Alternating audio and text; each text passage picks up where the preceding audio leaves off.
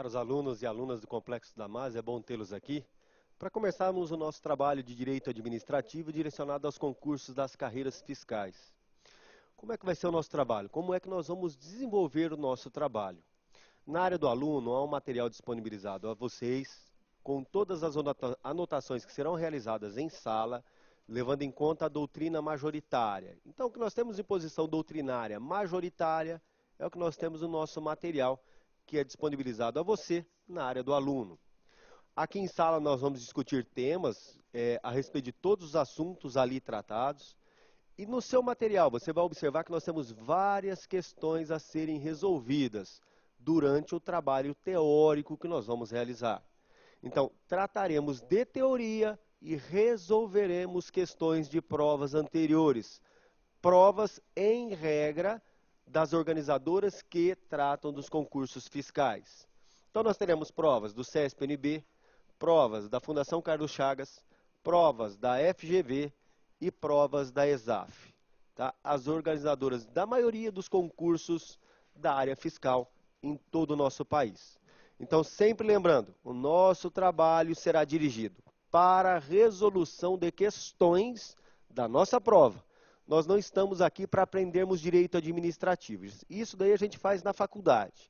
Nosso objetivo é tratarmos dessa matéria, que não é uma matéria simples, de modo que tenhamos um bom desempenho na hora de resolvermos as nossas questões. Esse é o nosso objetivo. É importante que você traga à sala de aula o material que é disponibilizado na área do aluno, para que tenha maior eficiência no seu trabalho. Sempre que eu vou tratar de direito administrativo com os alunos das áreas fiscais, de carreiras fiscais, eu chamo a atenção. As provas são provas difíceis. E a gente tem visto isso. Não são provas simples, especialmente da matéria que trataremos, de direito administrativo. E o nosso objetivo é sairmos daqui com a capacidade necessária de enfrentarmos essas provas complicadas, tá certo? Então vamos tratar de direito administrativo e vamos falar do conceito do direito administrativo inicialmente.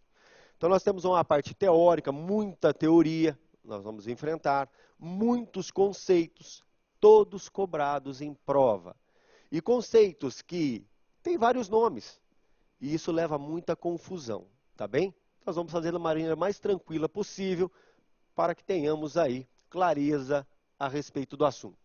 O primeiro que nos interessa é o conceito do direito administrativo. No seu material tem anotado todo o conceito, portanto, quem tem o material não fique preocupado em fazer anotação. Pode anotar, fique à vontade, porque eu sei que aluno adora anotar, tá bom? Mas no material está tudo anotadinho, então não fiquem tão preocupados em fazer anotação de conceito.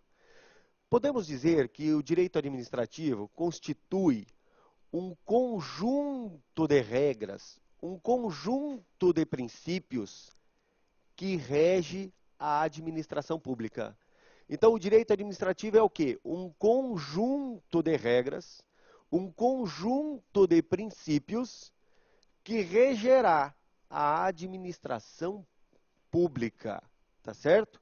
Então, o direito administrativo é um conjunto harmônico de princípios e regras que rege a administração pública.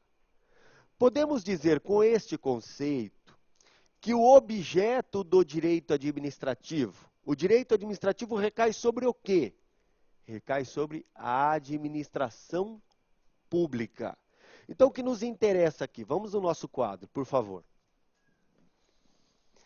Olhando então esse conceito que nós demos, podemos afirmar que o direito administrativo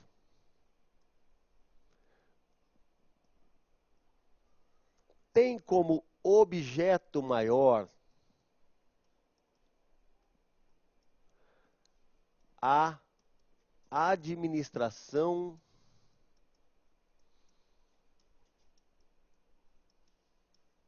pública.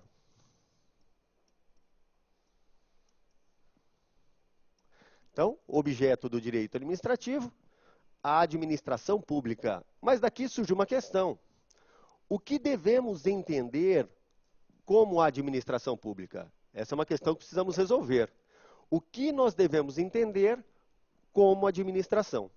Se estamos afirmando ainda que o direito administrativo constitui um conjunto de regras, posso dizer que ele regerá as relações jurídicas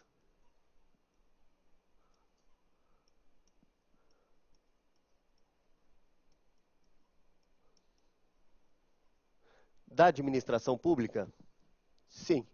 Então, o direito administrativo regerá as relações estabelecidas por quem? Pela administração. Mas já temos uma questão a ser resolvida. O que é a administração pública? Mantenha no quadro, por favor.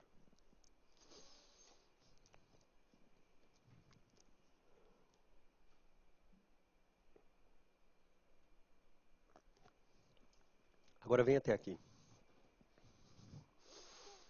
Já sabemos, então, que o direito administrativo é um pacotinho de regras que rege a administração pública. Por exemplo, você passa no concurso público, você vai ter uma relação com a administração sendo servidor público. Essa relação será regida por quem? Por um pacote de regras. Por um pacote de regras, se vocês sabem, estatutário, tá bem? Quando você trabalha na iniciativa privada, tem um pacote de regras, que é CLT. Então, são conjuntos de regras diferentes. Agora, a pergunta que faço a vocês é, o direito administrativo, para ele reger essas relações jurídicas, para ele estabelecer o norte dessas relações jurídicas, ele precisa retirar essa capacidade de estabelecer normas de algum lugar, certo ou errado? Ele precisa retirar essa capacidade de estabelecer normas de algum lugar. Daí surge o que se chama fontes do direito administrativo. Podemos afirmar que o direito administrativo, e isso é uma pergunta por enquanto, retira forças para reger essas relações jurídicas da lei. Podemos afirmar isso? Podemos. Podemos dizer, então, que a lei seria uma fonte do direito administrativo? Exatamente isso. Então, não se esqueça, nosso trabalho aqui vai ser dinâmico. Observe, o direito administrativo rege relações jurídicas. Certo ou errado? Certo. Para tanto, ele precisa de instrumentos para isso. Ele precisa retirar força de algum lugar. E ele vai retirar primeiro da onde? Da lei. Então, podemos dizer que neste objetivo maior do direito administrativo, que é reger as relações jurídicas, nós vamos encontrar aqui, nesse tema, aquilo que a doutrina conhece como fontes do direito administrativo. Então, para reger essas relações jurídicas, nós teremos as fontes do direito administrativo, de onde ele retira essa força toda. Qual é a primeira fonte do direito administrativo? Vamos anotar do lado. Fontes do direito administrativo.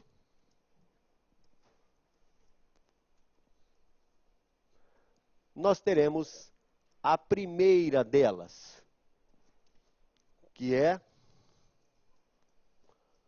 a lei. Fontes do direito administrativo, a primeira delas, que é a lei. Então, o direito administrativo retira a força, primeiro, da lei.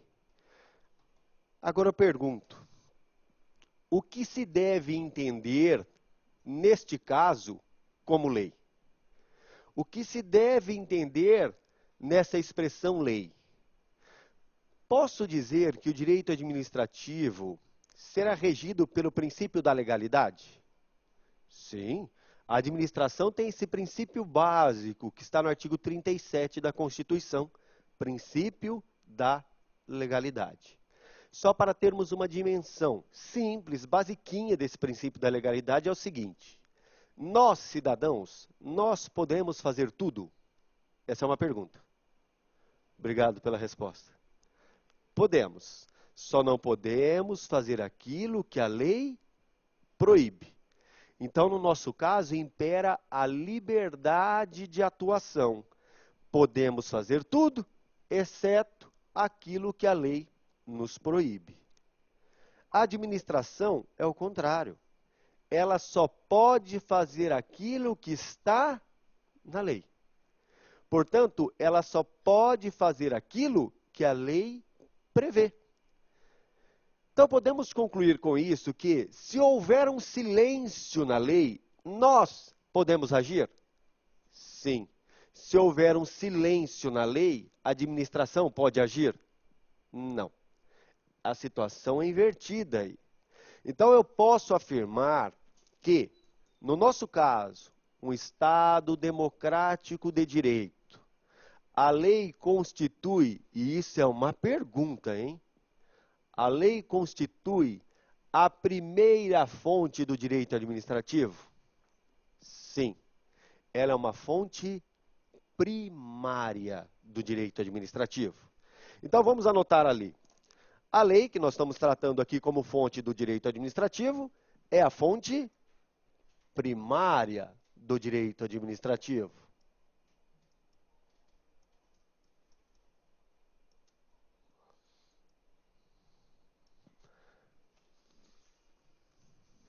Fonte primária do direito administrativo é a lei.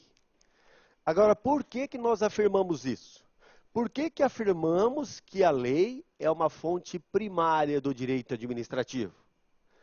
Tudo em razão do princípio da legalidade. Então, vem até aqui, por favor. Tudo em razão do princípio da legalidade. Então, a lei é a fonte primária do direito administrativo. Questão que surge é, mas o que é uma lei? Olha a pergunta que faço a vocês. Uma portaria baixada pelo prefeito municipal, uma portaria de caráter geral, ela é lei? Uma resolução baixada pela Câmara Municipal, resolução administrativa, é lei? Precisamos refletir sobre isso. O problema aqui é sabermos qual é a dimensão desse termo lei à luz do princípio da legalidade. Surgem duas coisas que nós não podemos confundir, de jeito nenhum. É o princípio da legalidade e o princípio da reserva legal. Nós vamos ingressar nesse tema de maneira mais cautelosa depois, ao tratarmos dos princípios. Mas ao falarmos da fonte de direito administrativo, devemos nos remeter a ele. Observe. Quando vocês, e na maioria dos editais para carreiras fiscais tem esse tema, quando vocês estudam direito penal, vocês aprendem um negócio em direito penal, que matéria penal só é tratada através de lei. Ou seja, não se admite matéria penal em medida provisória, em decreto, em portaria, em resolução, é só em lei. Lá em direito penal, eu estou falando de lei em sentido genuíno, em sentido típico, ou seja, aquele instrumento que tem origem na Casa Legislativa, respeitado todo o processo legislativo previsto na Constituição Federal. Então, em direito penal, a matéria só é tratada através do quê? De lei, respeitado aquilo que está onde? Na Constituição Federal. Observando o quê? Todo o procedimento legislativo. Agora eu pergunto, isso é princípio da legalidade? Não é. Isso é princípio da reserva legal.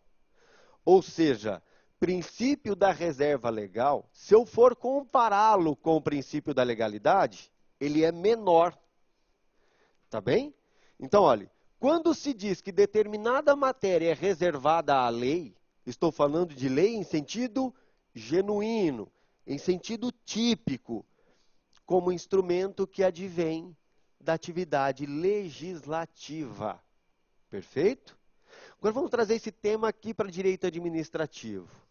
Quando a gente estuda administração pública indireta, nos deparamos com autarquias. Aí nós vamos na Constituição, está escrito na Constituição o quê? Que as autarquias serão criadas através de lei específica, mas fala-se lei. Essa lei é uma lei em sentido genuíno, em sentido típico, ou é qualquer outro ato normativo? É lei em sentido genuíno, em sentido típico, como atividade legislativa. Perfeito? Agora, voltemos ao que nós estamos vendo. Voltemos até aqui. Quando se fala de lei como fonte do direito administrativo, estou me limitando à lei em sentido típico, à lei como atividade legislativa, ou o conceito que me interessa é amplo? É isso que eu quero saber. E é uma pergunta, tá bem? Aqui o termo lei deve ser entendido em sentido lato, em sentido amplo, tá bom? Então, fonte do direito administrativo é a lei? Perfeito. Entretanto, lei aqui nós vamos entendê-la em sentido amplo. Com isso, nós temos condição de traçar quais são as características desta lei. Observe, podemos dizer que essa lei aqui é um ato estatal? Ato estatal. Além disso, é um ato geral, que se dirige a todos, é um ato abstrato,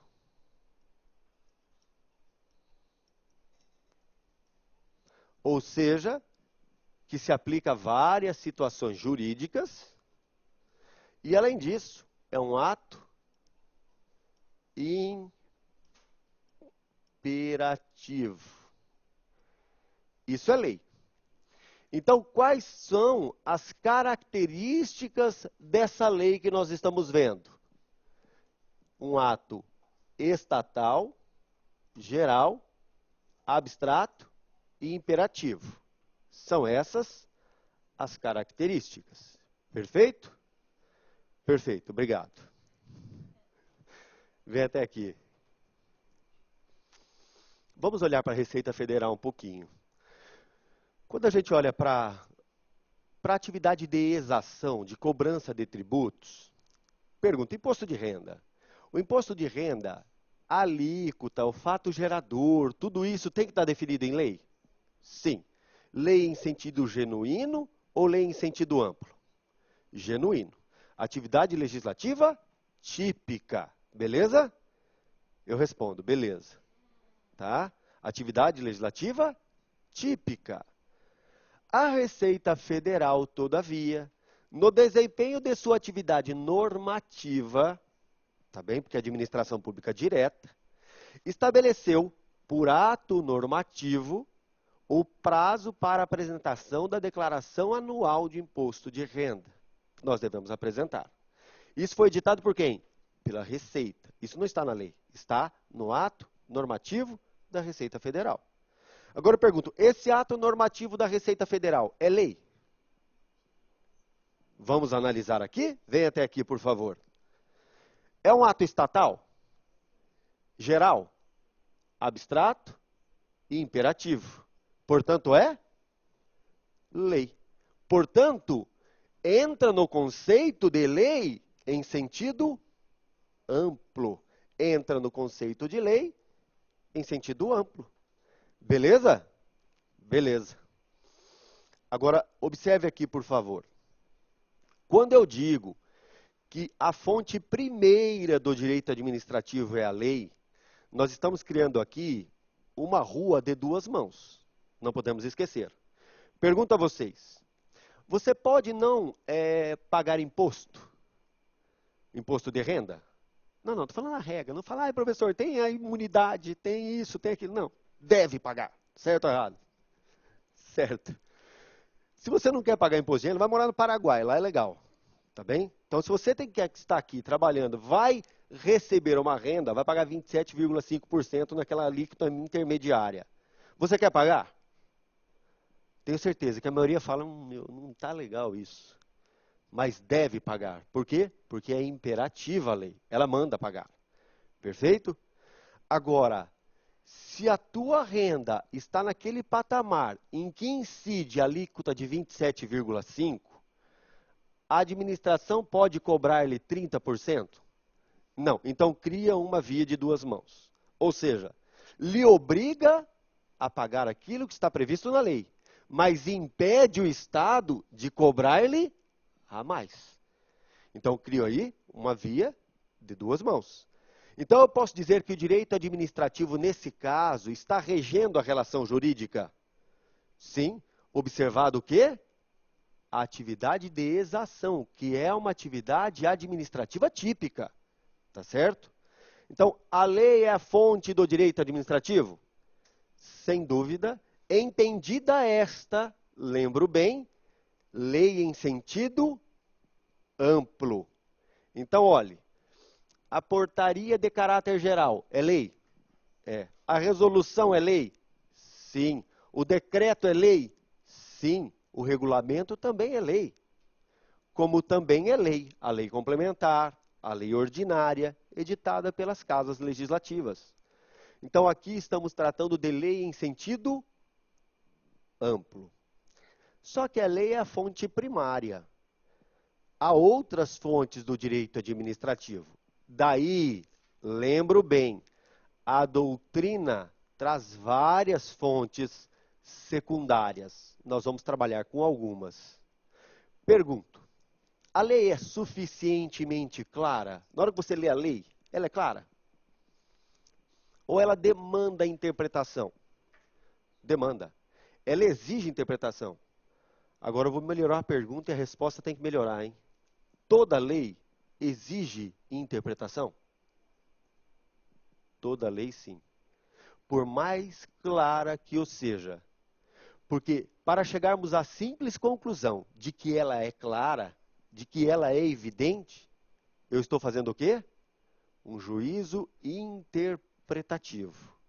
Então, a lei, por mais clara que o seja, ela exige interpretação. Então, ela vai precisar da muleta do lado para eu entender o que está escrito ali, que são as fontes secundárias do direito administrativo. Vamos só ilustrar a necessidade dessas fontes secundárias. Imagine você.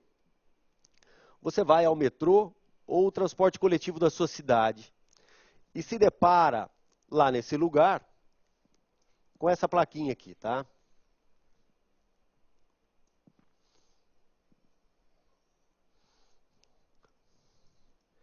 Esse pode não parecer, mas é um cachorro, tá bom? Pode não parecer, mas é um cachorro, tá? E essa placa, ela tem isso daqui. Perfeito? Você chega ao metrô, ao transporte coletivo e se depara com uma plaquinha dessa. Tá. Qual é a primeira conclusão que você chega? Olhando aquilo ali. Pode vir até aqui, tira aquele desenho horroroso dali.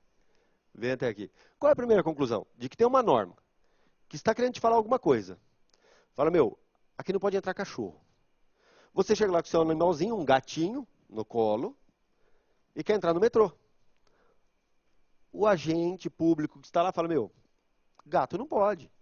Aí você olha para ele e fala, meu, mas está lá desenhado um cachorro, bicho. Gato pode. Fala, não, aquilo lá quer dizer que é proibido o animal. Ah, então tá certo. Pergunto, essa placa exigiu uma interpretação? Por mais clara que seja. Aí essa senhora está saindo com o seu cachorro, com o seu gatinho, e imediatamente ela nota um sujeito com um labrador enorme entrando no metrô. É indignada, ela volta. Eu falo, mas como eu com o meu gato não posso entrar e o sujeito acaba de entrar com o labrador? O sujeito que é deficiente visual estava com o seu cão-guia. Pergunto a vocês, o que estava desenhado na placa? Que era proibido o cachorro. É o que eu entendia literalmente. Mas um cara com o cachorro entrou. E uma mulher com o gato, apesar de desenhado um cachorro, não pôde entrar. Qual é a conclusão a que chegamos? que por mais singela que seja a norma, por mais simples que seja a norma, ela exige do seu destinatário interpretação. Ela não é simples. Estamos aí nos deparando a todo momento com julgamentos do Supremo Tribunal Federal, julgamentos grandiosos a respeito dessas questões. Qual é a interpretação que eu devo dar a determinado dispositivo legal? E lá nós temos 11 ministros, todos com qualidades técnicas excepcionais. E ainda assim, unanimidade não há. Então eu pergunto, exige-se interpretação? Sem dúvida que se exige. Outro tema importantíssimo, a utilização das algemas. Pergunto, deve algemar ou não deve algemar ao fazer uma prisão? O que fazer? O Supremo precisou enfrentar esse tema. Seria simples. Algeme todo mundo, ponto. Mas aí é o princípio da isonomia, da necessidade, da proporcionalidade, da razoabilidade, e começou a se discutir isso. Então, cabe a quem? Ao agente que vai fazer a prisão, fazer o juízo de valor a respeito da necessidade ou não de utilizar a algema. 4 policiais vão prender um sujeito de 1,5 metro de altura. Pergunto, vai botar algema ou não? E aí, bota ou não bota? Ah, mas ele é tão pequenininho, precisa de algema? Campeão de MMA. Acho conveniente que sim. Vai prender um senhor sexagenário, idoso, que está lá passando domingo com a sua família, vai botar algemas ou não? É necessário? Precisamos parar para pensar. E isso aconteceu de fato. Houve a prisão de um senhor nessa situação, não foi algemado diante da desnecessidade, ele entrou na viatura, tirou o cadarço do tênis e se matou enforcado. Levando em conta o quê? A vergonha, o vexame que ele passou. Então, o que eu quero mostrar é o seguinte, que toda norma depende de ser analisada frente ao caso concreto. Precisamos das muletas para aplicar o direito administrativo. E quais são as muletas? São as fontes secundárias do direito administrativo. Primeira delas. Então, vamos apagar aqui. Vamos anotar a primeira fonte secundária do direito administrativo. Não há hierarquia entre elas, já ressalto, tá bem? A fonte primeira que nós temos é a lei, entendida esta em sentido amplo, tá bem? Opa. Vou apagar aqui toda essa anotação. Então, a primeira que nós temos é a lei, entendida em sentido amplo. Aí vamos às fontes secundárias. Primeira delas, a doutrina. Teremos ainda a jurisprudência.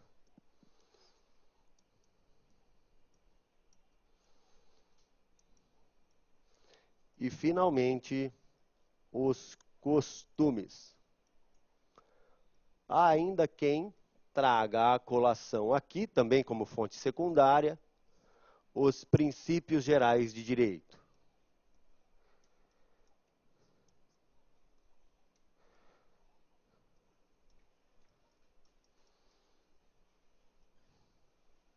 Nós vamos trabalhar com essas daqui, a doutrina, a jurisprudência e os costumes.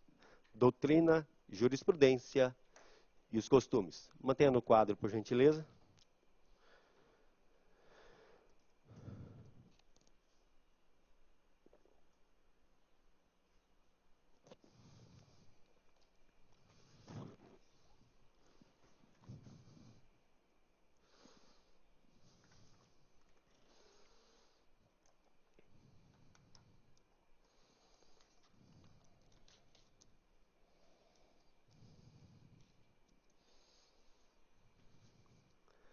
Então vamos lá.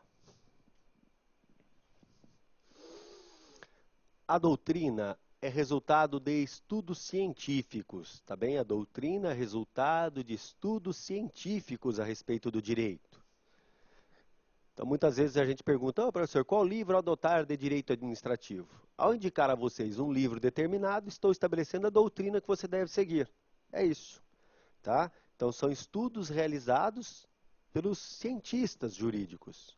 Isso é doutrina.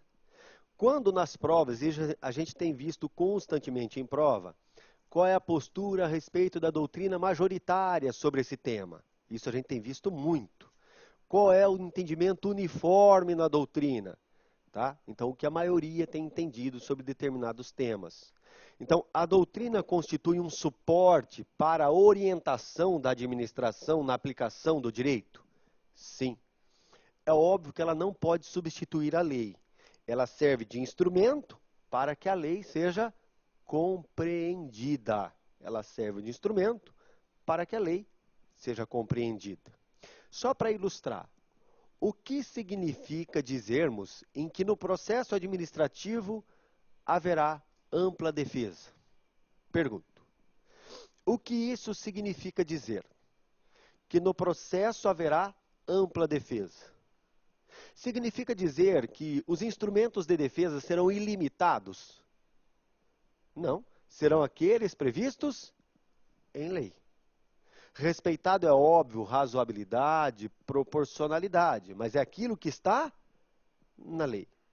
É dar oportunidade ao sujeito, nos termos da lei, de se contrapor àquilo que contra ele é trazido. Isso é ampla defesa. Daí surge um aspecto dialético do processo. O processo, na realidade, é um diálogo entre as partes, para chegarmos a uma decisão final. Então, aí nós teremos a ampla defesa. Mas qual é a conotação que se dá a esse termo? Vamos buscar suporte onde? Na doutrina. Então, constantemente a gente vê, inclusive no Supremo Tribunal Federal, os ministros discutindo temas e se reportando a doutrinas nacionais, estrangeiras, para dar suporte àquela decisão. Então, olha o caminho que normalmente ocorre. A lei existe, a doutrina serve para dar-lhe suporte e clareza, e essa lei, observado o entendimento doutrinário, será aplicada ao caso concreto. Certo ou errado? Certo. Muitas vezes aplicado pelos órgãos jurisdicionais. Quando há um entendimento reiterado dos tribunais sobre determinada matéria, surge o que se conhece como jurisprudência. Então, o que é a jurisprudência? É fruto de decisões reiteradas dos tribunais. A jurisprudência é fruto de decisões reiteradas dos tribunais. Então, os tribunais se deparam com questões a todo momento e decidem. Essas decisões dos tribunais orientam a administração? Orientam. Servem de suporte para a administração. Certo ou errado? Certo. Agora eu vou perguntar e vocês não vão errar. Perfeito? A jurisprudência, ela só serve para orientar ou ela vincula? A jurisprudência, que são as decisões dos tribunais, serve de orientação, de norte, ou cria uma norma que vincula a administração? Atualmente, com a edição da emenda constitucional de número 45, nós temos a súmula vinculante do Supremo Tribunal Federal, que não deixa de ser jurisprudência. Todavia, com uma conotação diferente. Tem caráter, como o próprio nome diz, caráter vinculante, que se dirige a quem? Aos órgãos do judiciário e também aos órgãos da administração pública, direta e indireta. Só para ilustrarmos, preste atenção. Havia uma súmula do STJ, do Superior Tribunal de Justiça, que afirmava o seguinte: os processos administrativos, instaurados pela administração pública, é óbvio, contra os seus servidores, em que não havia nesses processos uma defesa técnica realizada por quem tinha conhecimento jurídico, esses processos seriam nulos. Então, para o STJ, havia uma súmula por este órgão afirmando o quê?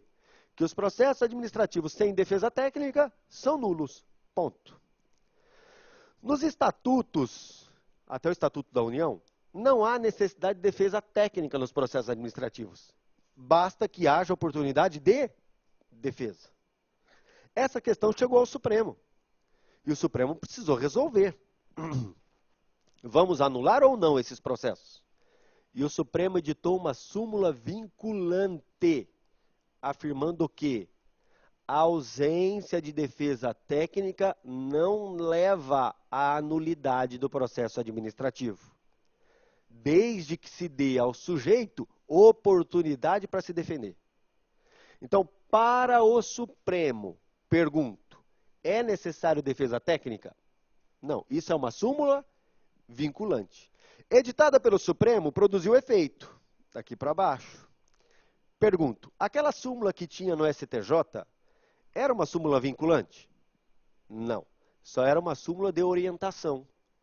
Hoje, até mesmo o STJ tem que se submeter ao que foi decidido pelo Supremo.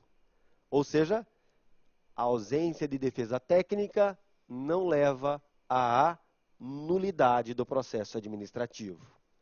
Então, o que eu quero mostrar para vocês é o seguinte: a jurisprudência, decisões dos tribunais, constituem fontes do direito administrativo?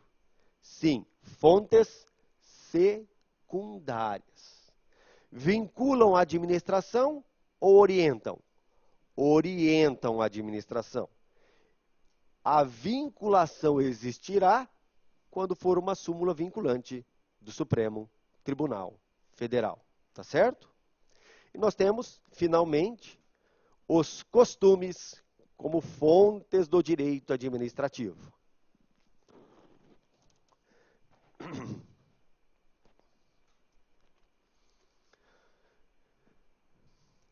Podemos afirmar, vem até aqui por gentileza, que os costumes são fruto do comportamento social? Podemos dizer isso? Podemos. Os costumes são hábitos que nós temos, todavia reiterados e com a convicção de obrigatoriedade. Isso é importante. São reiterados e que geram na gente a convicção de obrigatoriedade. Esses são os costumes. Comportamentos reiterados e que geram a convicção de obrigatoriedade. Agora prestem atenção. Tem um princípiozinho que está lá na Constituição Federal que nos dá bem a ideia dos costumes. A moralidade administrativa. Olha onde vai repercutir os costumes de maneira grandiosa em direito administrativo. Na moralidade administrativa. Pergunta que eu faço a vocês. Tudo que é legal é moral? Pergunto.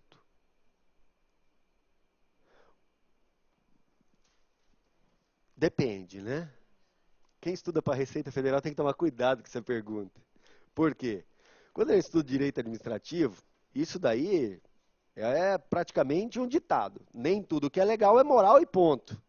Tá bem? Porque moral e legal são coisas diferentes. Quando a gente estuda para a Receita Federal, por exemplo, cala ética na administração, código de ética, né? Tem lá na Receita Federal. E lá no código de ética está dito que a moral passa a ser requisito de legalidade. E com isso, não há nada que seja legal e imoral. Isso no Código de Ética da Receita Federal. Então, quando eu vou dar aula para o pessoal da Carreiras Fiscais, que estuda especialmente para a Receita Federal, eu sempre chamo atenção. Cuidado com esse ditado que nós temos em direito administrativo de que nem tudo que é legal é moral. Isso, quando se fala de Código de Ética da Receita Federal, tem que tomar cuidado com isso. Mas aqui nós estamos em direito administrativo. Por que que pode existir esse contraponto entre o legal e o moral? Pergunto, Quando o legislador cria a lei, ele editou a lei. Posso admitir que ele edite uma lei imoral, que se contraponha aos costumes vigentes quando de sua concepção? Não posso.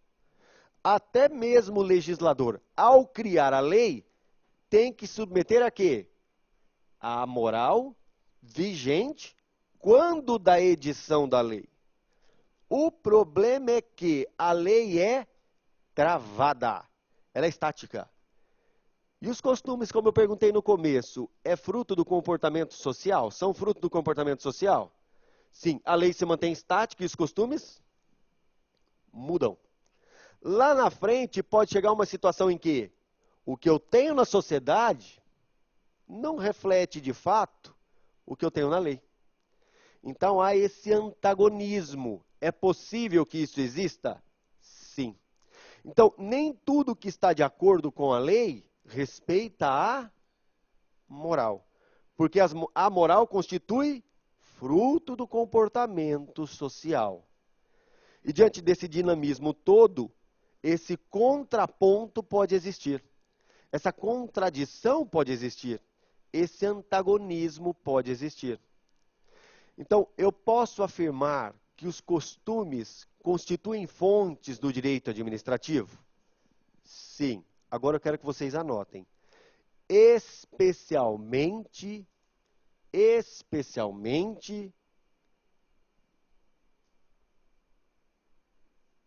os costumes existentes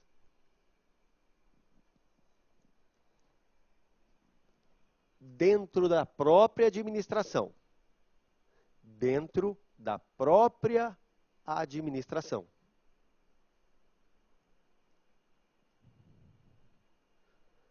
Beleza? Beleza. Agora observe aqui, por favor. Oi, pode dizer. O Código de Ética, a pergunta da colega é a respeito do que eu tenho no Código de Ética na Receita Federal. Na hora que a gente vai estudar o Código de Ética na Receita Federal, tem as regras deontológicas lá, tá? Que são os deveres direcionados aos servidores. E diz que o servidor tem que respeitar não só aquilo que é legal, mas como também aquilo que é moral. E ao definir o que é legal, ele diz que a moral passa a ser requisito de legalidade.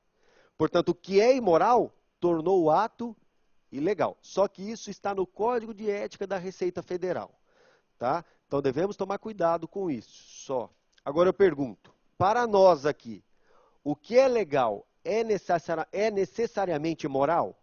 Não. Pode existir esse antagonismo que nós afirmamos. Tá certo? Tá? Agora observe. Quando se fala de moral, na hora que nós vamos lá na Constituição Federal, não fala em moral administrativa. Não vem com esse adjetivo?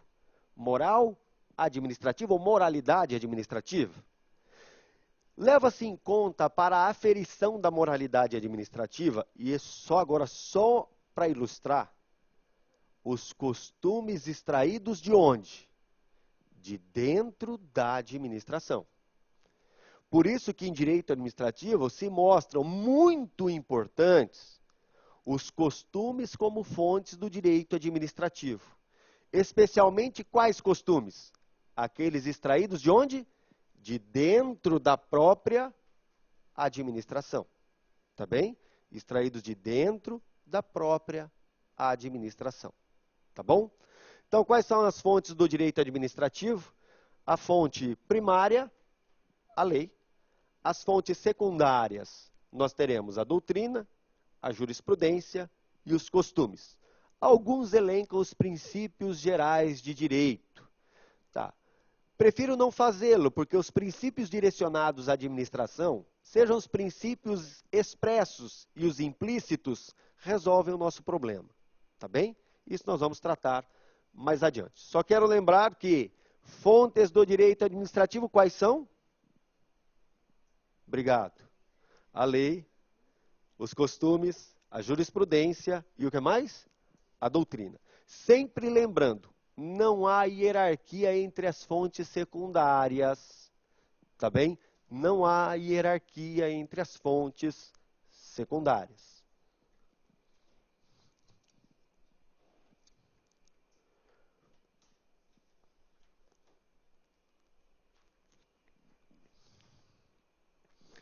Vamos complicar a nossa vida um pouco, né? Senão fica muito fácil, tá bem? Precisamos complicar. Mas direito administrativo tem algo inusitado.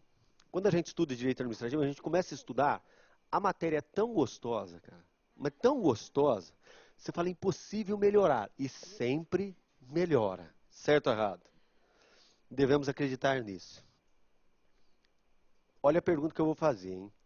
Os atos praticados pela administração pública, pergunto, decididos pela administração, estão sujeitos a controle judicial? Você foi demitida. Parece que agora incomoda um pouco, tá? Ilegalmente demitida. Você recorre dentro da administração. Ainda assim, a administração mantém a decisão. Você tem como buscar socorro em algum outro lugar? Ah, agora tem. Porque mexeu com você. Ah, tem. Então, é possível irmos ao judiciário? Sim. Aqui o tema que nós precisamos explorar, e isso nos concursos fiscais é muito cobrado, é o sistema adotado para correção dos atos administrativos. É isso que nos interessa agora. O sistema adotado para correção dos atos administrativos.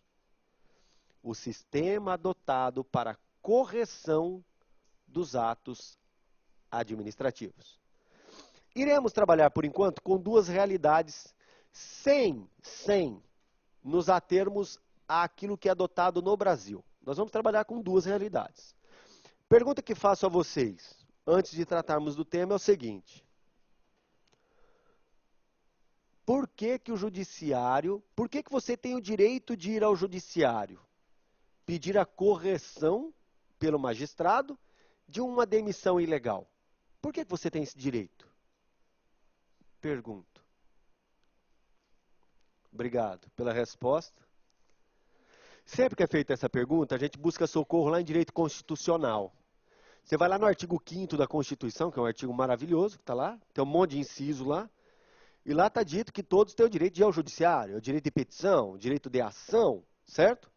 E além do mais, tem algo mais escrito lá, que o juiz não pode abrir mão de sua atividade jurisdicional.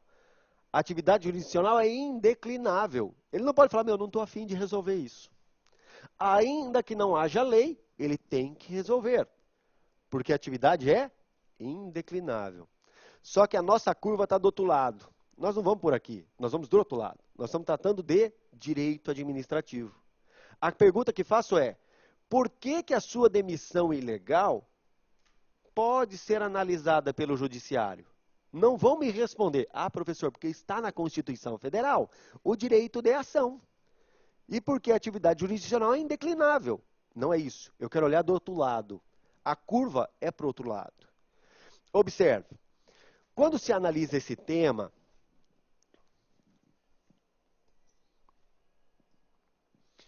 ao analisar esse tema, nós estamos tratando aqui do sistema de controle.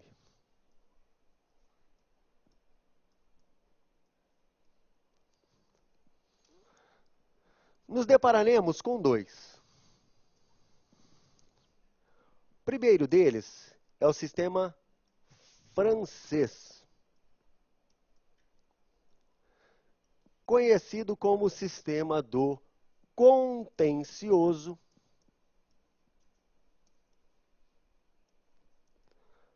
administrativo.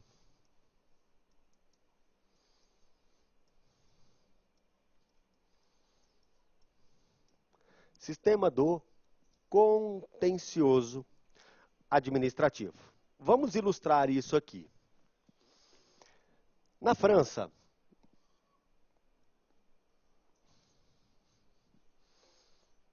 nós temos dois tribunais.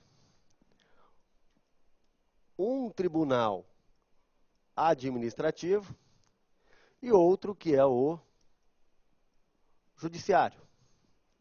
As questões resolvidas por esse tribunal administrativo, que trata das atividades administrativas, não podem ser levadas ao judiciário. Então, no sistema francês, aquilo que é resolvido pela administração pública faz coisa julgada. No sentido de que é inalterado e que tem imperatividade. Então, observe, o que é decidido pelo tribunal administrativo na França pode ser levado ao judiciário? Não.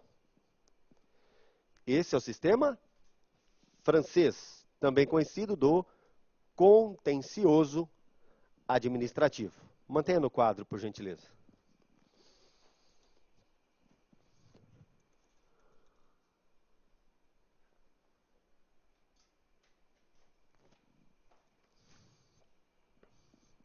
Agora venha até aqui, por gentileza. Então, na França, as questões levadas ao tribunal administrativo, decididas pela última instância desse tribunal, que é parte da administração, não poderá ser levado ao judiciário. Então, ali eu tenho um tribunal administrativo que decide com força de coisa julgada. Tá certo? Tá. No Brasil é adotado o sistema francês? Não. No Brasil, não. No Brasil, nós vamos ter aqui outro sistema. Então, no Brasil, será adotado, então, o sistema brasileiro. Certo ou errado? Errado. Não podemos ser tão pretensiosos aqui. Aqui nós vamos adotar o sistema inglês.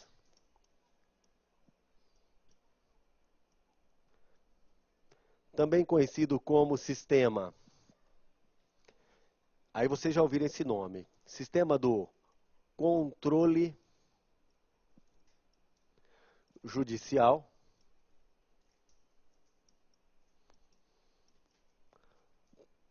Controle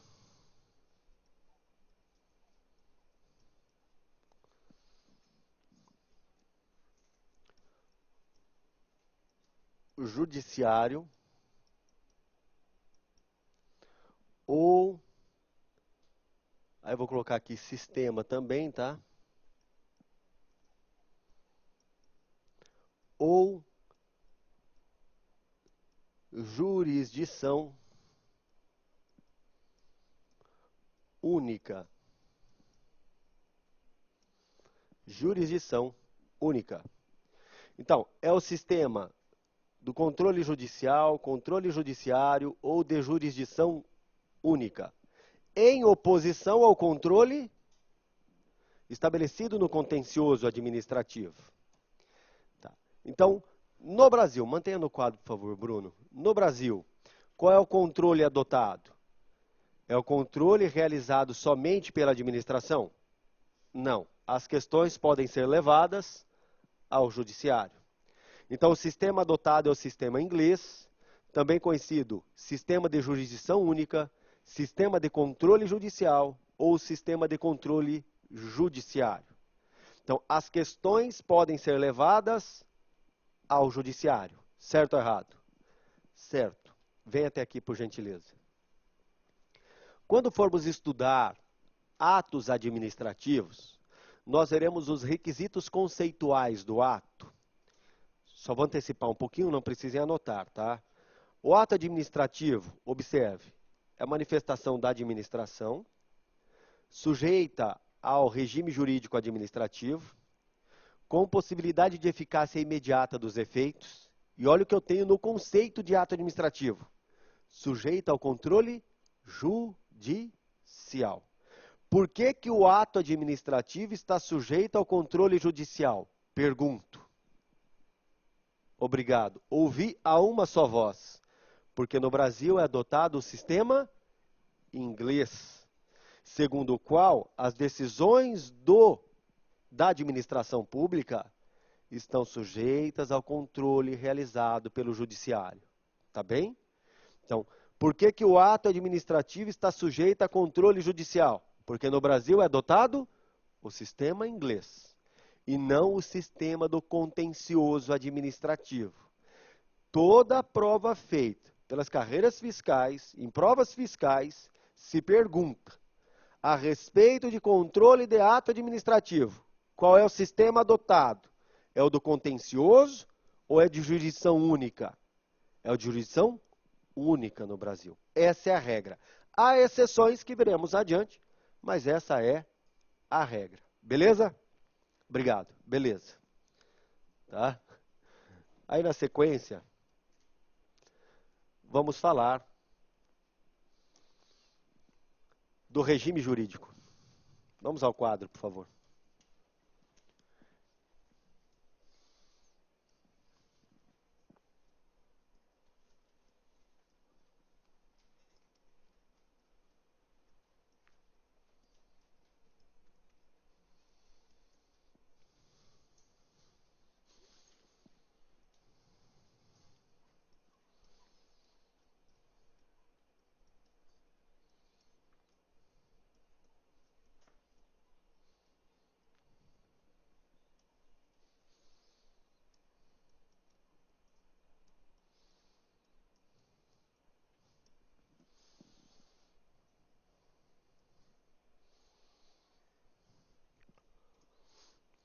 O que é o regime jurídico? Conjunto de regras e princípios. Isso é regime jurídico. Nós vamos nos deparar com dois. Nós vamos nos deparar com o regime jurídico privado, também conhecido como comum, e o regime jurídico administrativo,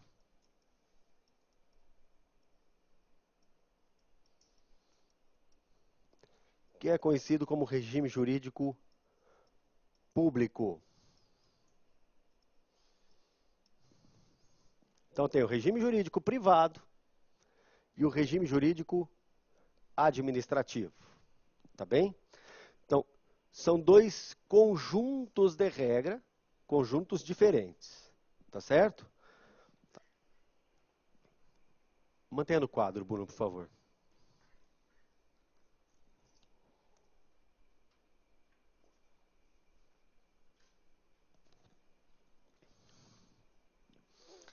Agora vem até aqui. Agora vocês vão perceber como o direito administrativo é interessante. Preste atenção. Em todas as relações jurídicas travadas, seja pela administração, seja por nós temos um pacotinho de regras. Certo ou errado? Certo. Tá. Vamos analisar um contrato. Você vai fazer um contrato. Contrato legal pra caramba. Você vai ao banco pedir um financiamento bancário. Dinheiro emprestado. Chega lá, você vai sentar com a sua gerente do banco e vai discutir cláusula contratual? Falar, não estou afim dessa, não estou afim daquela. Vai discutir? Ela vai virar toda sorridente, alegre, retumbante e falar para você, se você quiser, é essa, meu querido cliente. Se não quiser, tchau. Certo? Essa é a regra. Agora eu pergunto, essa relação estabelecida tem uma parte forte e uma parte fraca. O cara que está no banco pedir dinheiro emprestado, que é o cliente a varejo, ele vai lá, ele é o hipossuficiente nessa história. Ele não discute cláusula contratual, o contrato está pronto. Esse é o contrato de adesão. Ou ele vai aderir o que está lá ou não assina. Então não tem jeito de discutir cláusula contratual. Ou assina, ou babau. Mas o sujeito está numa situação de tal aflição que ele se submete àquelas regras que estão lá. Naquelas letrinhas pequenininhas que tem ali, tem cláusula exorbitante, que dá poder grandioso para a instituição financeira.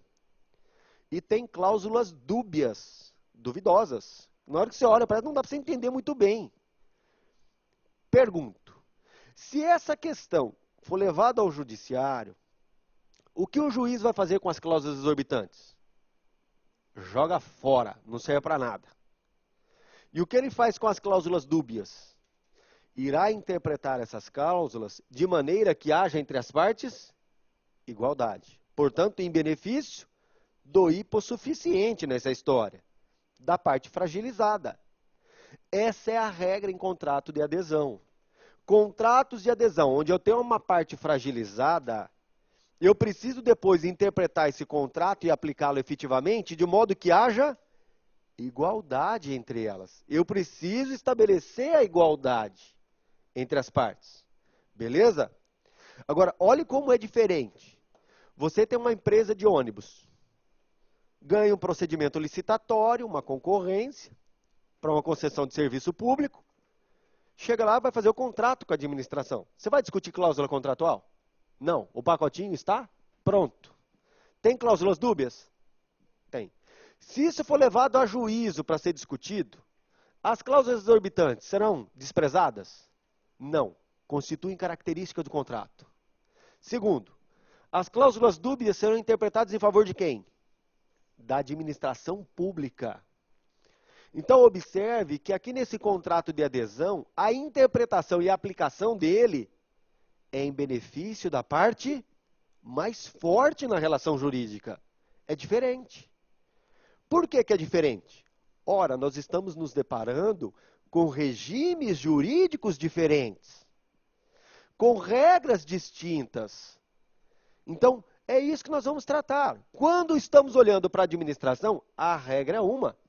Ao olhar para nós, a regra é outra. O regime é diferente. Tá bem? Em um dado momento vai acontecer o quê? Vai acontecer uma mistura disso tudo. Mas, por enquanto, nós vamos trabalhar com as distinções entre esses dois regimes. Vamos ao nosso material. No regime privado ou regime comum, que é o que é aplicado a nós, podemos afirmar que neste regime aqui, eu tenho dois polos.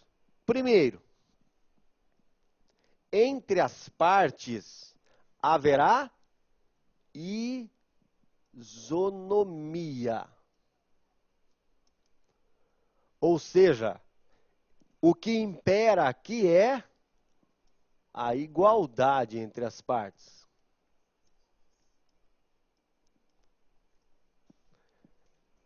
Tá bem? Isso no regime privado. De outra banda, se eu vou lá para o regime jurídico administrativo, a administração ela age em situação de igualdade frente a nós ou ela age com superioridade? Ela age com superioridade, com prerrogativas. Então, diferente do que eu tenho aqui em cima na isonomia, aqui embaixo eu vou ter outra coisa. Eu vou ter aqui prerrogativas. Essas prerrogativas da administração pública se manifestarão onde? Se manifestarão através dos poderes administrativos. Se manifestarão através dos poderes. Agora preste atenção, hein? São dois polos distintos. Regime jurídico privado, há prerrogativas? Não. O que eu tenho é a igualdade entre as partes. No regime jurídico administrativo, há igualdade entre as partes? Não. A administração age com poderes grandiosos.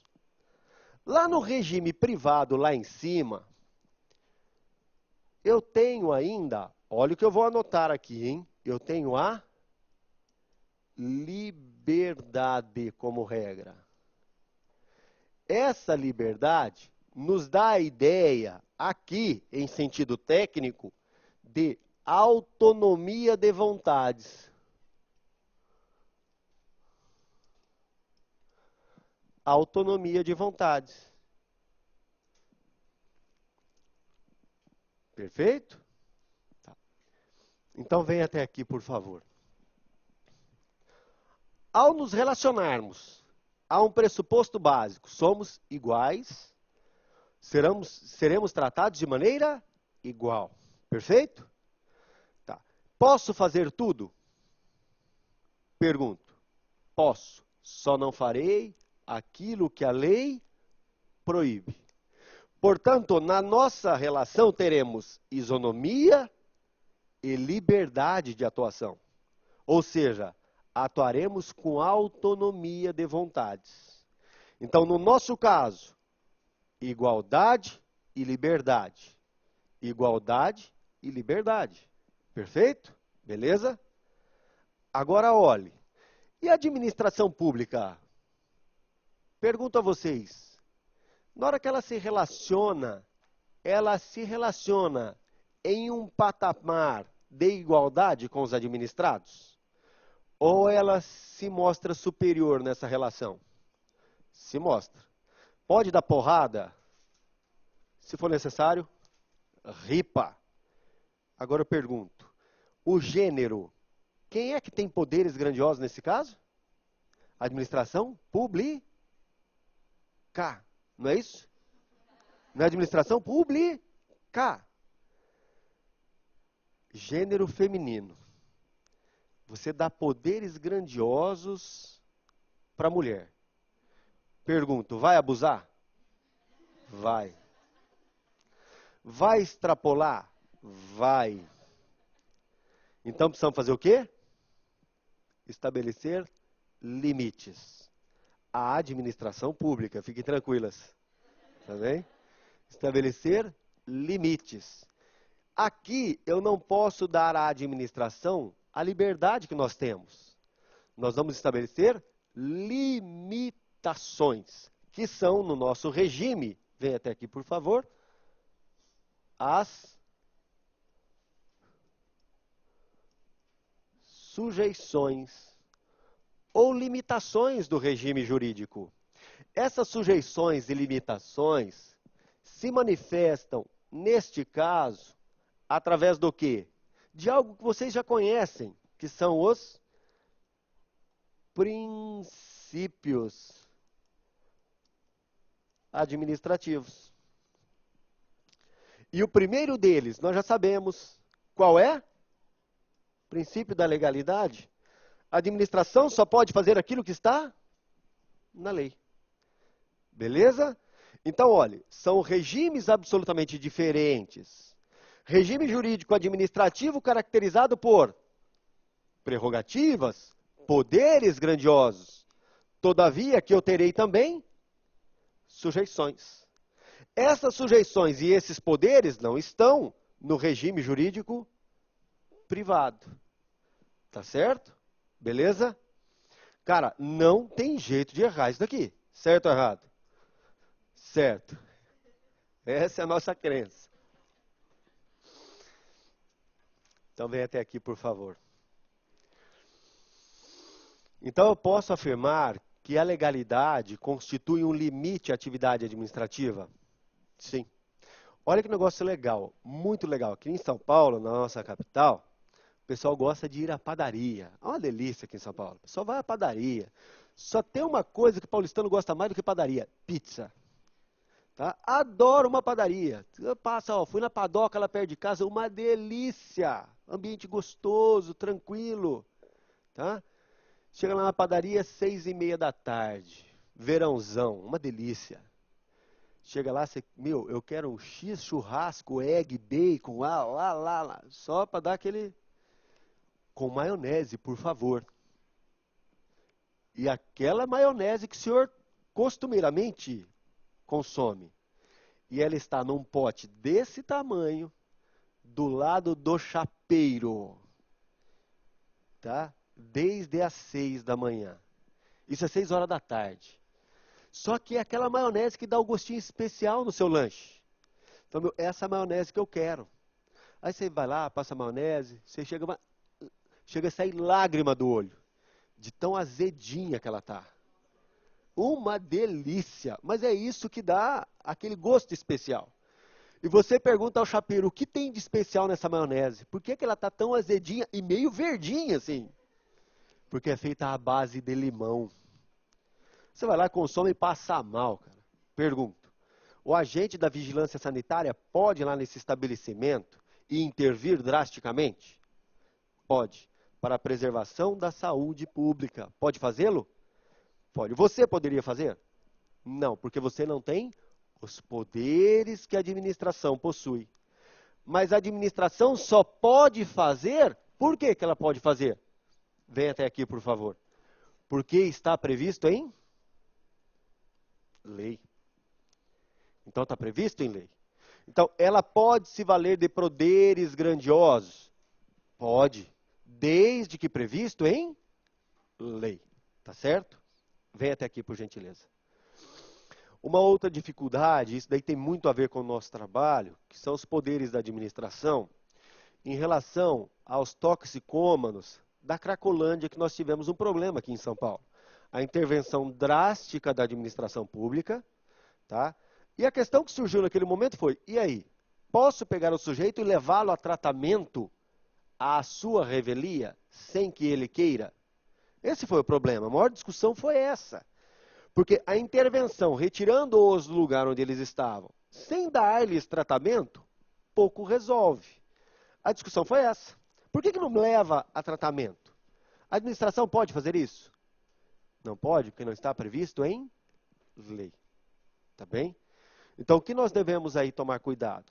A administração tem poderes grandiosos? Tem. Só que ela só agirá de acordo com a lei. Beleza? Obrigado. Beleza. Então, eu posso dizer que a lei é um limite à atividade da administração. A lei é um limite à atividade da administração. Agora precisamos complicar a nossa vida um pouco. Senão fica muito facinho, muito tranquilo. Pergunta que faço a vocês. A administração pública, dentre esses dois regimes que estamos estudando, observem eles. A administração pública será aplicado qual regime? O regime jurídico privado ou o regime jurídico administrativo? Sem dúvida que o administrativo. Agora, posso aplicar a ela o regime jurídico privado? Pode. Então, eu quero que vocês me digam, a administração pública, em algum momento, ela pode agir sem que haja sujeições a ela? Vem até aqui, por favor. Ela pode... Olha a pergunta que eu vou fazer, hein? Ela pode agir sem obedecer à lei? Ela pode agir sem obedecer à moral? Ela pode agir... Eu estou falando da regra, não estou falando da exceção. Ela pode agir sem que se sujeite àqueles limites à atividade administrativa? Não. Sujeição haverá. O que pode existir é ela atuar sem prerrogativas. Isso pode acontecer. Vamos a uma reflexão? Aí eu quero que vocês me acompanhem. Quando a gente estuda administração pública indireta, a gente se depara com dois seres, duas entidades, que é a Sociedade de Economia Mista e a empresa pública. Tá bem? Dois exemplos. A Petrobras, Sociedade de Economia Mista, o Banco do Brasil, Sociedade de Economia Mista, empresa pública, Caixa Econômica Federal e Correios e Telégrafos. Tá?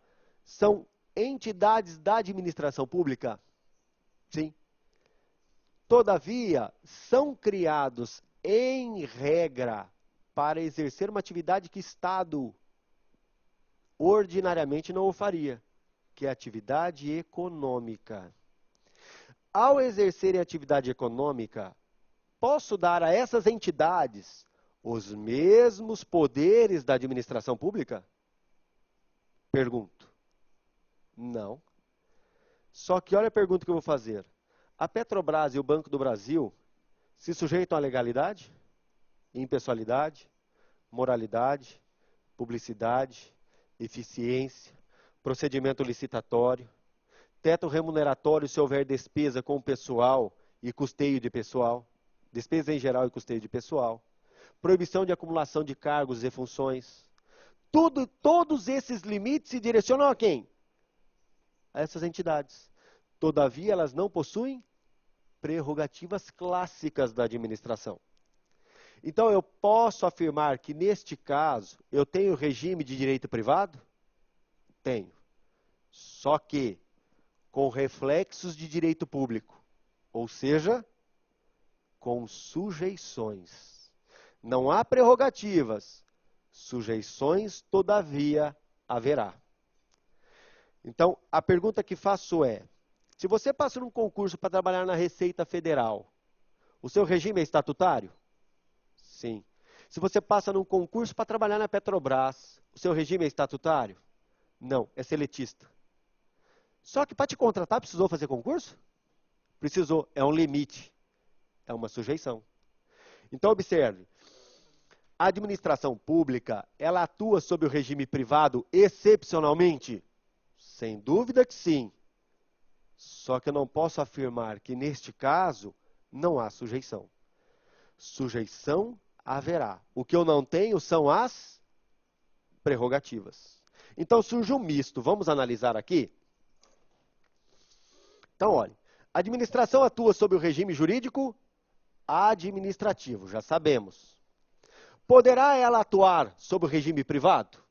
Sim. Quando atua sob o regime privado, pergunto, terá toda a liberdade que as entidades privadas têm? Não. Ela vai ter as sujeições. Terá as prerrogativas da administração? Não. Ela vai ter isonomia em relação aos outros. Não tem poderes grandiosos. Surge aí um regime híbrido, neste caso. Então, quando a administração... Agora eu vou mudar a página e fazer uma nova anotação, tá? Quando a administração atua sob o regime comum ou privado, pergunto a vocês, ela, a administração, vai atuar com prerrogativas? Sim ou não? Sob o regime privado? Não. Prerrogativas ela não terá. Portanto, nas relações que ela estabelece com outrem, ela vai atuar em situação de igualdade ou isonomia.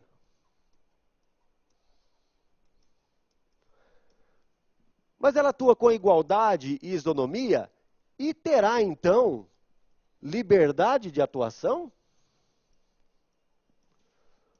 Ou seja, autonomia de vontades? Não. Ela vai ter o que aqui? Sujeições, que são os princípios. Então eu posso dizer que este regime privado ou comum, quando aplicado à administração, ele nos dá uma ideia de um regime híbrido. Híbrido, com sujeições que são clássicas do regime administrativo. E isonomia e igualdade, que são clássicas do quê? Do regime privado.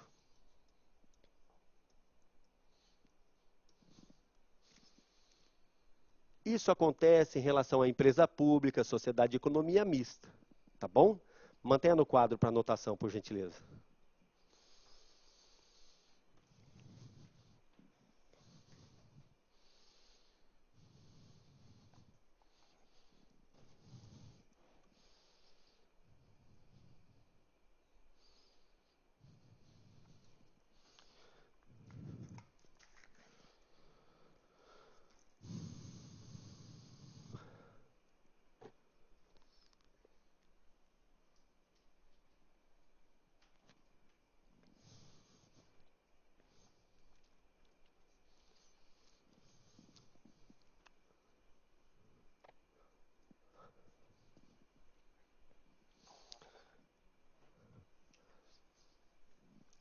Beleza?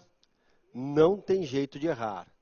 Qual é o regime que é aplicado à administração pública? É o regime jurídico administrativo. Essa é a regra. Como conteúdo deste regime, nós vamos encontrar o quê? Prerrogativas, poderes grandiosos e sujeições, limitações. Então, qual é o regime que é aplicado à administração? É o regime jurídico administrativo, caracterizado por prerrogativas grandiosas e por sujeições. Essa é a regra. Excepcionalmente, a administração eu aplico o regime privado? Sim. Com prerrogativas? Não, não, não. prerrogativas não. Neste caso, terá a administração que atuar frente aos outros em situação de igualdade. Ah, então ela pode fazer tudo? Não, só pode fazer aquilo que está na lei. Então as sujeições se mantêm. Então, quando ela atua sob o regime privado, atua sem prerrogativas? Sim, sem as prerrogativas típicas da administração, mas com as sujeições, obedecendo legalidade, impessoalidade, moralidade, publicidade e eficiência. Beleza? Obrigado, beleza. Vamos resolver uma questão sobre o tema? Vamos lá? Então vem até aqui, por gentileza. Sem errar, hein? Leiam com atenção.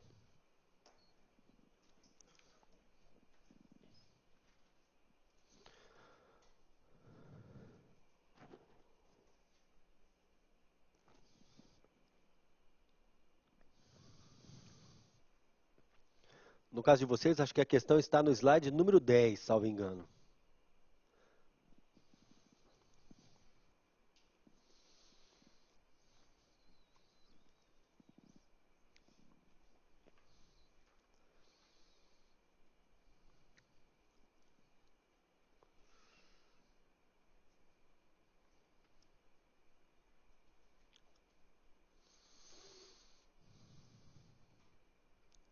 Vem até aqui, por gentileza.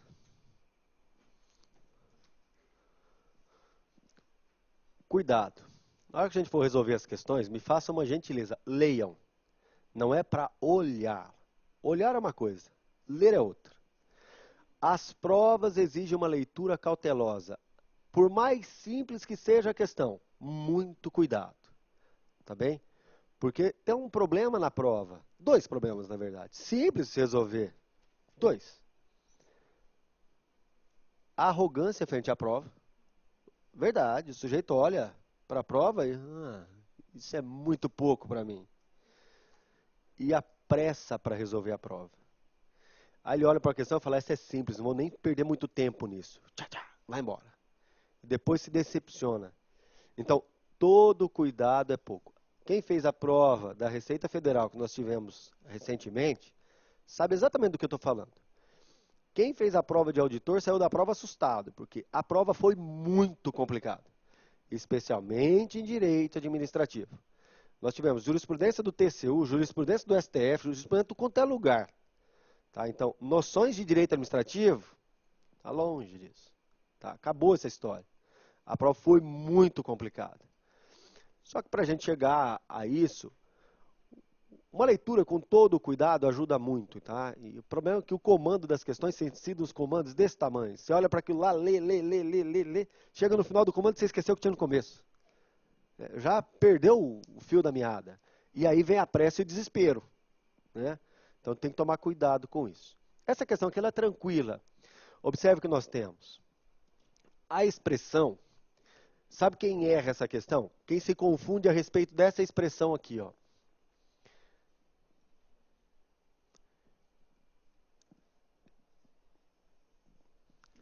Observe que está escrito, regime jurídico da administração. Tá bem? Então vem até aqui. Não está na questão te perguntando do regime jurídico administrativo. Não é isso que está perguntando, cara. Muitas vezes você bate o olho na... Não, o regime jurídico administrativo é prerrogativas e sujeições, e isso não tem nada a ver com o regime jurídico privado. E já vai ali e coloca errado. Porque leu na questão regime jurídico administrativo. Não é isso que está perguntando. Ele está te perguntando uma coisa.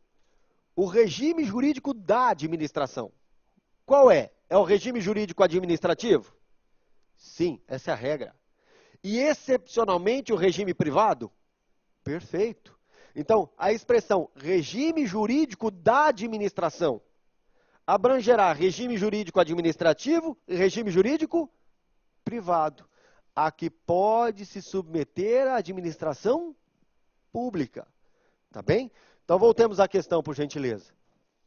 A expressão regime jurídico da administração é utilizada para designar, em sentido amplo, os regimes de direito público, e nesse caso está falando de quem? Do regime administrativo, E o regime de direito privado, que é o regime comum, a que pode se submeter à administração.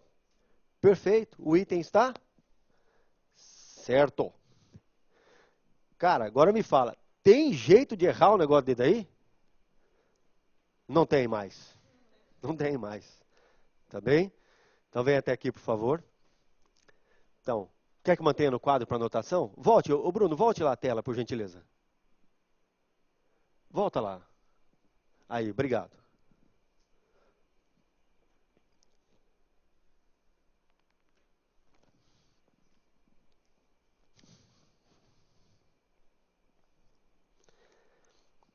Nossa, agora vai ficar legal. Vem até aqui, por favor. Qual foi a primeira pergunta que nós fizemos? Nós botamos um ponto de interrogação maravilhoso na tela lá. Que nós fomos falar de direito administrativo. Eu falei, ó, o objeto de direito administrativo é a administração pública. E eu botei, primeiro problema que nós vamos enfrentar, o que é a administração? E é exatamente sobre isso que nós vamos falar, do conceito de administração pública. Então vamos tratar aqui do conceito de administração pública. Então vamos botar aqui, administração pública. Vamos ver o seu conceito.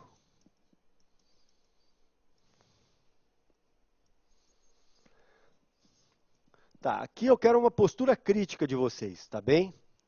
Podemos dizer que a administração pública é toda atividade realizada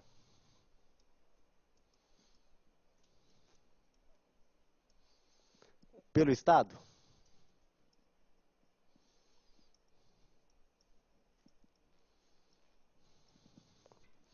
Administração pública, toda atividade realizada pelo Estado. Tá. Nós precisamos refletir sobre isso, tá bem?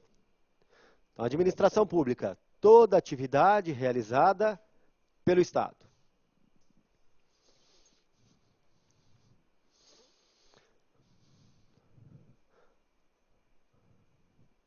Ô Bruno, pode manter para anotação para os alunos lá, por favor? Aí, isso, obrigado. O Bruno é o cara mais famoso do Damásio, conhecido no Brasil todo. Tá? Não é, Brunão?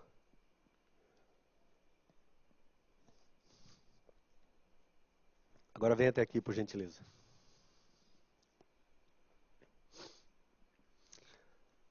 A pergunta que faço é, o direito administrativo cuida do quê? Pergunto a vocês.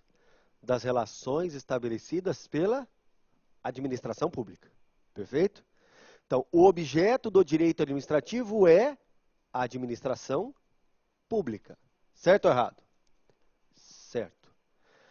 É correto afirmarmos que a administração pública é toda atividade realizada pelo Estado? Pergunto. Se respondermos que sim, em um raciocínio lógico, nós vamos chegar assim em conclusão, que o direito administrativo cuida de toda atividade realizada pelo Estado. Certo ou errado? Não é essa a conclusão que nós chegamos? Premissa, premissa e conclusão. Ora, o direito administrativo trata do quê? Da administração. A administração é toda atividade realizada pelo Estado. Portanto, o direito administrativo trata de toda atividade realizada pelo Estado. Não é essa a conclusão que nós chegamos? Está certo.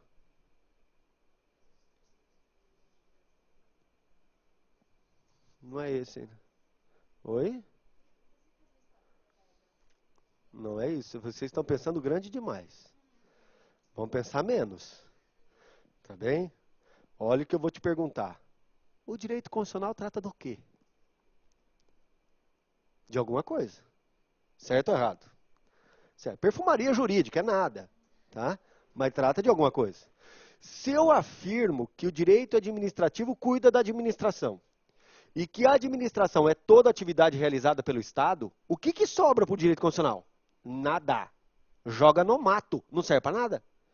Porque o direito administrativo trataria de tudo. Então nós precisamos fazer aqui uma cisão. Nós precisamos deixar um pouquinho de coisa para o pessoal do direito constitucional. Aí surge a distinção grandiosa entre Estado e administração pública. São coisas diferentes, apesar de estarem no mesmo lugar. Tecnicamente são diferentes. Preste atenção no raciocínio, olha. O juiz dá uma sentença? Sim. O legislador, senador, deputado, vereador, cria leis? Cria. Ambos, o magistrado e o legislador, estão praticando atos administrativos, neste caso? Não. São atos de Estado. São manifestações do Estado. Não é da administração. Só que para eles realizarem a atividade jurisdicional ou para criarem as leis, respectivamente judiciário e legislativo, necessitam de um instrumento, que está aqui embaixo, que vai dar suporte para eles. Necessitam do quê? De viatura, de mesa, de computador, de funcionário. Necessita de um aparato para realizarem esses atos grandiosos. Esse aparato, esse instrumento que é necessário para que o Estado realize as suas primordiais funções é a administração pública. Então, a administração pública tem, frente ao Estado, um caráter instrumental. Nós não podemos esquecer isso. Pergunto a vocês, sem errar, por favor, quantos poderes tem o Estado? Obrigado. Um só. Um só. O poder é uno. O poder do Estado é um só. Só que ele tem 3 funções estatais, que são na Constituição conhecidos atecnicamente como poderes. Mas são funções. São 3 funções, olha o adjetivo, 3 funções estatais. Só que para realizar essas 3 funções estatais, precisa de um aparato embaixo. Precisa de um instrumento para dar suporte. Pergunto, precisa de receita? Precisa. Então precisa da Receita Federal, que é atividade administrativa típica. Perfeito? Precisa de administração pública. Precisa de servidores, de viatura, precisa de tudo isso para que tenha condição de realizar as funções de Estado. Então, o que nós vamos fazer aqui? Vamos separar, cara. O que nos interessa não é o que está aqui em cima. O que nos interessa é o que está aqui embaixo. O que nos interessa é a administração pública e não o Estado. Estado é outra coisa. O Estado vai ser tratado pelo direito constitucional. O direito administrativo trata de toda a atividade do Estado? Não. O direito administrativo trata da administração. Mas o que é ela? A administração devemos entendê-la em um sentido limitado como? Aí nós vamos tratar aqui do conceito estrito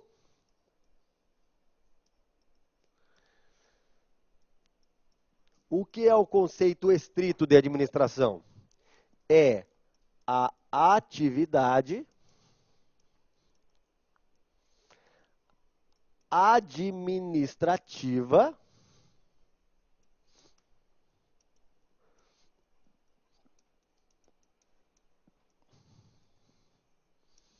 realizada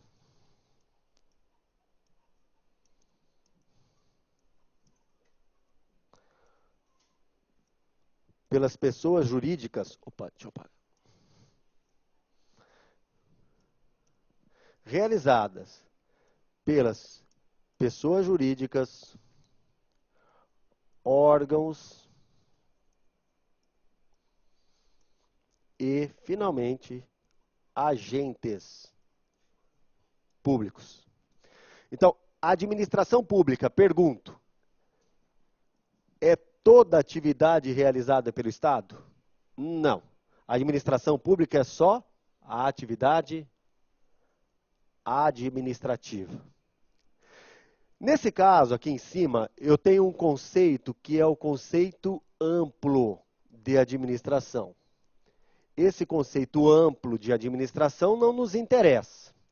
O que nos interessa é o conceito estrito.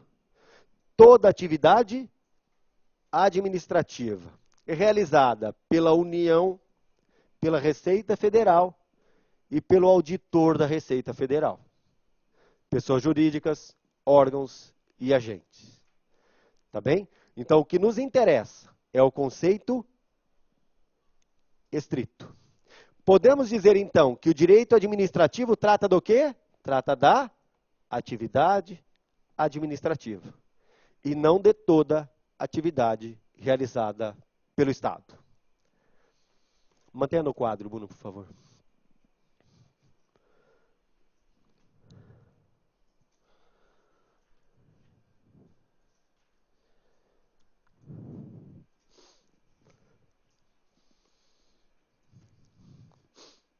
Agora vem até aqui, por gentileza. Então aí eu tenho os dois conceitos. Conceito amplo de administração pública, toda atividade realizada pelo Estado.